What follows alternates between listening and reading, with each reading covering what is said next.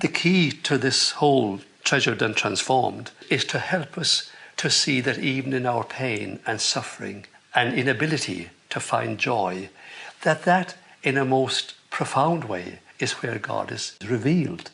I think I was inspired to write about it because a lot of religion wasn't working for me and wasn't for a lot of people that I know.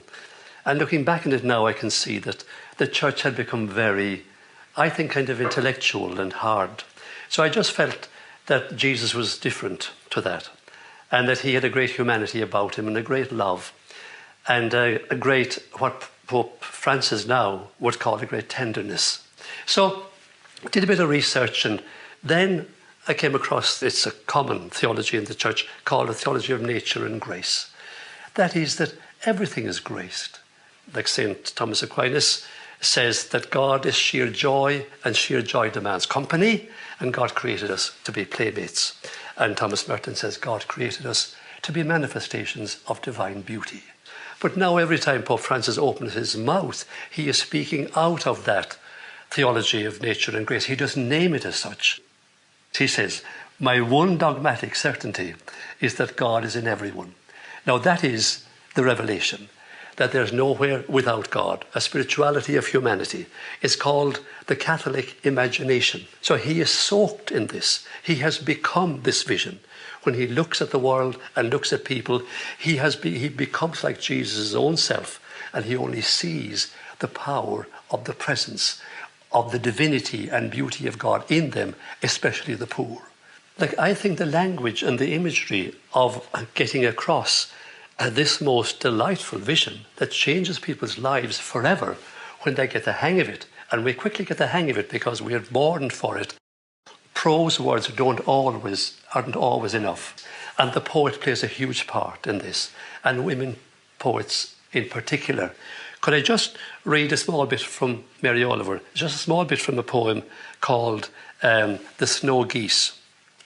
Mary Oliver is an East Coast North American poet, very famous these days, and especially I love her poetry because you're reading it and like one glimpse of what she says it can last for an eternity. So this is just an extract from it. One fall day I heard above me, and above the sting of the wind, a sound I did not know, and my look shot upwards. It was a flock of snow geese, winging it faster than the ones we usually see, and being the colour of snow, catching the sun, so they were, in part, at least, golden. The geese flew on. I have never seen them again. Maybe I will someday, somewhere, maybe I won't. It doesn't matter. What matters is that when I saw them as through the veil, secretly, joyfully, clearly. So the poets give examples of what this moment of turning is when we see something and then we see deeper into it. Simone Weil said that the world will be saved by beauty. So we need to recover and recapture in the imagination beauty as well.